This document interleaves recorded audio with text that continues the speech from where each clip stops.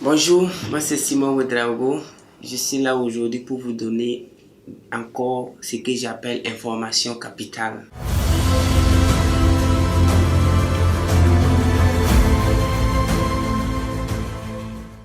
Je répète toujours que quand ça ne va pas chez vous, quand il y a la pauvreté, quand il y a les soucis, les angoisses, c'est qu'il vous manque une seule chose, l'information. L'information. La pauvreté, c'est pas quand on n'a pas les moyens, mais quand on manque d'informations. Vous ne savez pas où aller chercher les informations. Quelqu'un m'a dit, coach, moi je m'informe, je regarde la télé, je suis France 24, je suis. Si tu suis toutes les télévisions, il dit, oui, lui il a un bouquet Canal Sat. J'ai dit, tu sais, tu ne t'informes pas, mais tu t'embrouilles. Parce que l'information, c'est la chose la plus chère au monde. Et tu ne peux pas avoir l'information cadeau comme ça. Voilà. Quand on parle de services de renseignement, quand on parle de KGB, FBI et tout, vous savez qu'est-ce qu'ils font? Ils cherchent des informations. Et quand on cherche une information, on peut payer une information à $1 million, $2 millions. Ça, c'est juste pour une information. Mais lorsque vous regardez vos journaux, vos news, qui vous font souvent mal à la tête, vous avez payé combien? Pouvez-vous payer de l'argent pour regarder des milliers de morts? Pouvez-vous payer votre argent et regarder des bombes qui s'explosent? Never ever. Quand tu payes ton argent, par exemple un séminaire de $300, $1,000, $2,000, quand tu payes un livre à $300, c'est là que tu commences à chercher de l'information. Quand tu t'attaches sur les informations que nous donnons, tu cherches ce qu'on appelle l'information. Donc aujourd'hui, je vais vous donner quelque chose très très important. Aujourd'hui en Afrique, tout le monde veut entreprendre. C'est devenu la course à l'entrepreneuriat. D'après que l'entrepreneuriat ça marche. Parce que les gens ont compris que depuis ces soi-disant indépendance, on a mené les gens en bateau, un faux bateau de l'éducation. C'est-à-dire un vrai lavage de cerveau. On va vous mener pendant des années, on va vous donner des papiers et vous allez aller sur le marché mondial ou du moins même local. Et personne n'a besoin de vous. Aujourd'hui, les gens sont conscients qu'il faut entreprendre. Mais il ne suffit pas de savoir que l'entrepreneuriat est vraiment une condition sine qua non du succès. Il faut savoir qu'est-ce que c'est que le carburant de l'entrepreneuriat. Aujourd'hui, moi, je vais vous donner le carburant de l'entrepreneuriat. Je ne pense pas qu'il y a un engin qui puisse aller là où il veut, c'est-à-dire la voiture, l'avion, la moto, sans énergie. Pour ne pas dire carburant, j'ai dit énergie. Donc ici, je vais vous dire le carburant de l'entrepreneuriat, l'énergie de l'entrepreneuriat s'appelle le développement personnel. Le développement personnel est le carburant de l'entrepreneuriat. Mais j'ai essayé de faire des micro-trottoirs et j'ai posé la question à des cadres, à des gens, entre griffes. Est-ce que vous avez déjà entendu parler du développement personnel? Tenez-vous bien. Je ne suis pas allé faire cette étude en Allemagne ou aux États-Unis ou en Russie. Non, je l'ai fait en Afrique ici, dans quelques pays francophones. Tenez-vous bien que plus de 80% des gens que j'ai interrogés ont dit qu'ils ignorent ce que c'est que le développement personnel. Que c'est quoi ça? La définition même, ils ne savent pas. Vous voyez? Le gars, il ne sait pas. Ma voiture que je viens de payer consomme du gasoil ou de l'essence. Il ne sait pas. Mais il a une voiture. Vous voyez un peu que c'est dangereux. Il ne va pas voyager. Ou du moins, il va gâcher son moteur.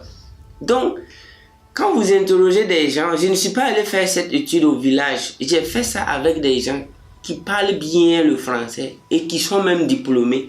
Est-ce que vous savez ce que c'est que le développement personnel? Ils disent non. Mais ils veulent entreprendre.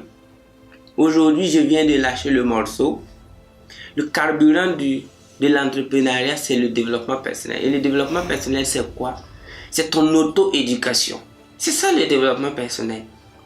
C'est pas se promener de séminaire en séminaire seulement. C'est t'asseoir, faire ce qu'on appelle la rétrospection, étudier ta vie de façon minutieuse, te former sur des choses que quand ton voisin va te voir, il va te poser la question. Voisin, qu'est-ce qui se passe? Personnellement, moi je faisais mon sport entre 4h et 5h du matin avec ma femme. Et à ce moment, on n'était même pas encore fiancés. Mais les gens disaient qu'ils veulent faire la police, qu'ils ont même entendu dire que moi je vais être gendarme, que c'est pourquoi nous on fait le sport à 5h du matin, que c'est pour pouvoir être admis aux épreuves sportives. Après ça, il me voyait bosser beaucoup. J'avais toujours des livres avec moi, je lisais beaucoup. Et il me disait que c'est pour mon examen que je me prépare. Je les ai posé la question. Quand on étudie, c'est pourquoi? Que généralement, soit on a un examen, soit on a un concours à passer. J'ai dit, ah bon? C'est comme ça que vous définissez les études? Non, moi je suis en train de m'auto-éduquer. Vous voyez un peu comment les gens pensent dans les pays où l'entrepreneuriat vraiment n'est pas connu de tous.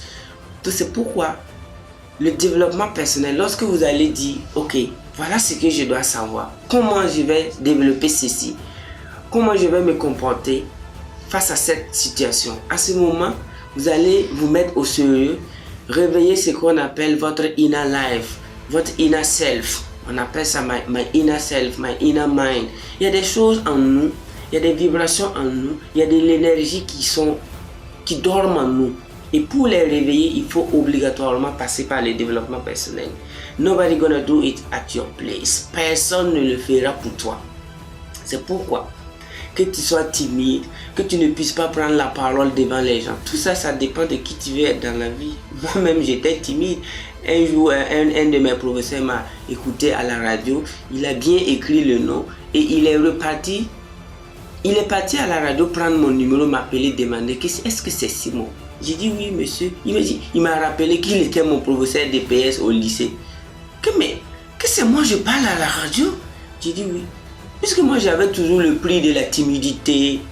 À la fin de l'année, j'avais des grosses moyennes avant que je quitte l'école, bien sûr, puisque j'ai abandonné mes études pour devenir quelqu'un dans la vie. Bon, l'école, pas les études en tant que tel. Donc, il m'appelle, il me dit, mais que c'est pas moi, tous les professeurs me félicitaient parce que je ne bavardais pas, je parlais pas. J'ai dit, bon, c'est parce que je ne savais pas ce que je voulais dans ma vie. Quand tu commences à savoir ce que tu veux dans ta vie, tu es obligé d'abandonner ce qu'on appelle la timidité. Je ne peux pas parler en public, je n'arrive pas. Mais il ne faut pas le faire. Comment tu vas développer ton business? Comment tu vas externaliser tes entreprises? Comment tu vas rentrer même en bourse? Comment tu vas convaincre des clients? Comment tu vas le faire si tu ne sais pas? Donc, mais j'ai pu faire tout cela parce que je suis devenu un étudiant du développement personnel. Et aujourd'hui, c'est vrai, je fais du coaching, je suis coach en développement personnel, option métaphysique, parce que c'est la métaphysique que j'ai choisi, mais je ne vais jamais arrêter d'apprendre, je ne vais jamais arrêter de me développer aux côtés des développeurs personnels de l'humanité, comme les Jim Rohn, les Anthony Robbins, les Napoleon Hill. Vous voyez, eux, ils ont atteint le plafond du développement personnel. C'est pourquoi je vais m'arrêter là pour vous dire, tapez sur internet. Je ne veux pas vous contraindre à participer à nos séminaires, mais si vraiment on vient un jour dans votre pays, ou du moins dans votre ville, ou dans votre région, si vraiment ton sérieux te permet, vous pouvez venir savoir comment ça se passe, l'initiation, les livres qu'il faut lire, les comportements qu'il faut avoir. Parce que généralement, je suis là pour vous donner des astuces, des informations capitales. Donc, commence à cliquer sur internet. Développement personnel, c'est quoi? Comment me développer personnellement? Vous allez voir, ils vont vous dire la vérité. C'est la seule matière là où on te dit la vérité crash devant yeux dans yeux et que ça va te faire mal. C'est pourquoi le grand Messie, un des grands Messies, j'ai lu Jesus Christ, il a dit You shall know the truth and the truth shall trouble you and the truth shall set you free. Tu connaîtras la vérité va te troubler et la vérité te rendra libre. Mais c'est le développement personnel seul qui va te dire la vérité. Sinon, à part le développement personnel, c'est les réalités de la vie aussi également qui disent la vérité. Qu'est-ce que tu vis? Qu'est-ce que tu manges? Regarde, tu vis dans quel type de maison? Qu'est-ce que tu vas manger à midi? Ça aussi, c'est les réalités de la vie. Mais nous pouvons changer ça. Nous pouvons changer ça. La vie nous donne de multiples choix d'être ou de ne pas être. I want you to be. Et je veux que vous soyez. C'est pourquoi, c'est vrai, en Afrique, ici et partout dans le monde, ceux qui sont à l'abri du besoin sont ceux-là même qui ont entrepris. Mais avant d'entreprendre, il faut vraiment se charger du grand carburant de l'entrepreneur qui est le développement personnel. Thank you very much and see you next time.